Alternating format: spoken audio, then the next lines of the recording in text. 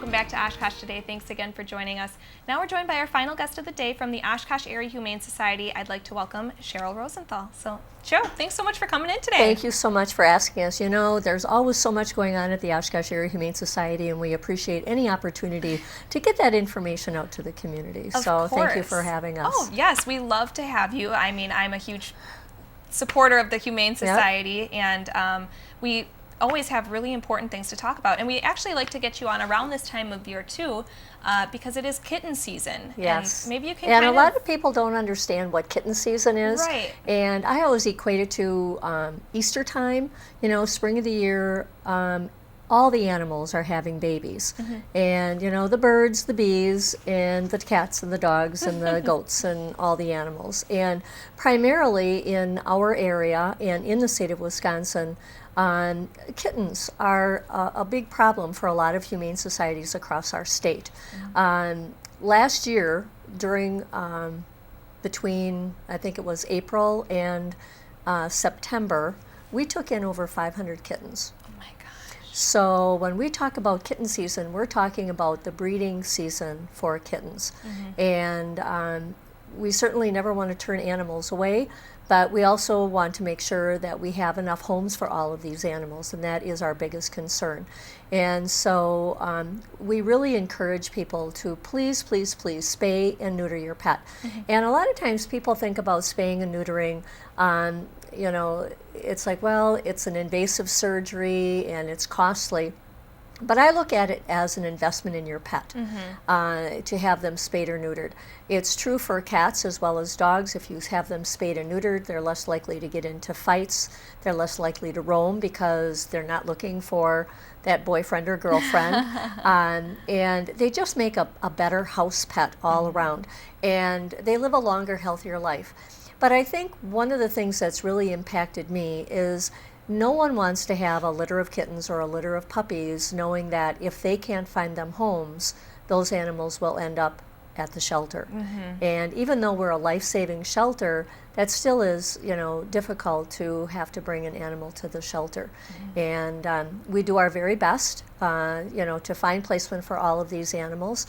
And that's something that I'd like to talk to you about already. Sure. This year, from January to June 20th, our intake of animals compared to 2004 is up by 107 animals. Really? So that's an increase.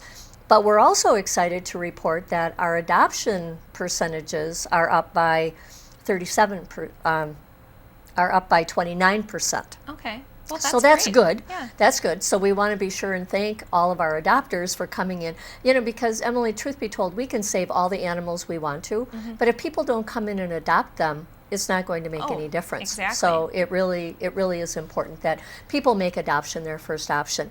And then something that we're really proud of is our live release rate. Mm-hmm. And what that is we look at all the animals that come into the animal during the year.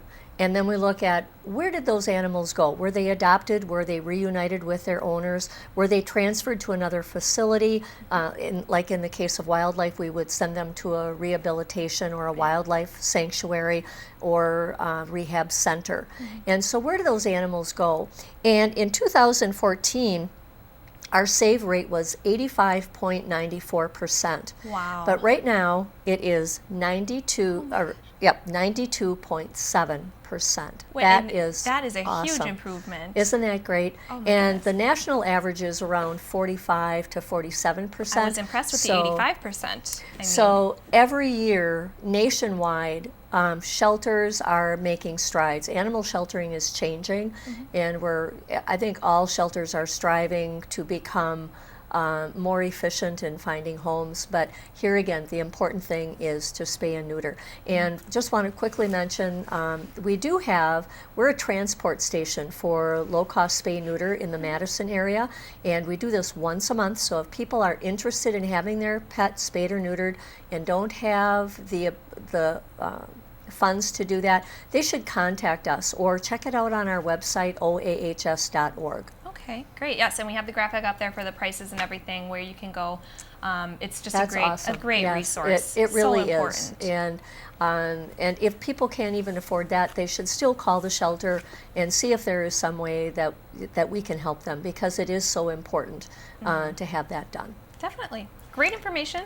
Something that we really want to talk about as well today is the new program called the Live to Play program. Live to Play. What is that? Oh my gosh, that is so exciting.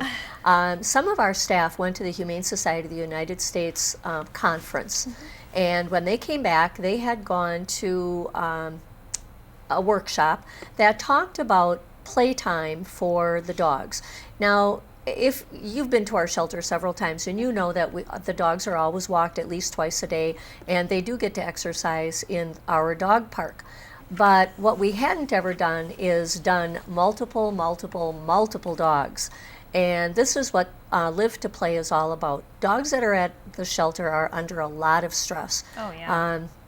It's very, they become very anxious living inside a small kennel. And so Live to Play is a program that right now we're only able to do it twice a week for 2 hours. And what it is we have staff that take the dogs out 1 or 2 at a time into the dog park, and they build on the group that is playing. Okay. And this is not a time for petting or interacting with the dogs. This is for the dogs to play with dogs. There are no toys, there's no conversation. However, the staff that is out there supervising have to be very knowledgeable of animal behavior. In case somebody gets a little rough or somebody's hiding or not feeling comfortable, being able to read that body language and really able to relate to those dogs. And so they're out there to supervise the playing. And of course, as they're coming and going, you can see they all come to the fence and have to check out who's the newcomer.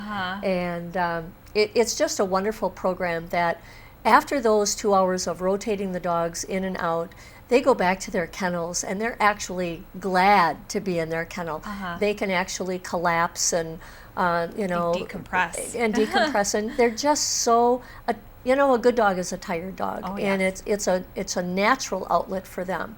And the other part of the program that's so important is not only is it great for the dogs, but it is so beneficial to our staff. We get to see the dogs interacting with other dogs, and we get a better feel of, wow, that dog is really outgoing, or wow, we didn't realize how shy that dog was, or this dog really does well with other dogs, and how they play. We're always looking for the better perfect gauge their personalities. Their personality. What better placement can we give them? What kind of home would be ideal for them? This is a program, because it's new, we were so excited about it. We didn't want to wait. We didn't want any of the dogs to have to wait. It was not budgeted for. Okay. And so we are hoping that the community, we have so many dog lovers out there, we're hoping that they're going to want to be a top dog. And you can go to our website and learn about how to become a top dog. It's making a $10 commitment for a year. We don't send any reminders or send you notices in the mail, but it's on your honor that you will commit to $10 a month for a year. Our goal, Emily, is to get the sessions from 2 a week to 3 a week at 3 hours a time. And those sessions cost the Humane Society about $90 a session. So $270 would pay for a week of Live to Play. Well, it's definitely doable to do the $10 donation. Right, Yeah. right. So, so just think if everybody did, or even if half the listeners would do $10 a week, or $10 a month rather, for a year, we would be able to sustain Live to Play. And it's just really a great program. And we're so fortunate to have our park already there that we can utilize. So where can people can just go to the website, find more information Go to the on that? website, click on Donate, and then there'll be a drop down, and it will say Top Dog. And if you click on Top Dog, it'll take you right to the donation page. And if you want to give more, you certainly can. But we felt make it affordable for everybody to be a top. Everybody wants to be a top dog. Even I want to be a top dog.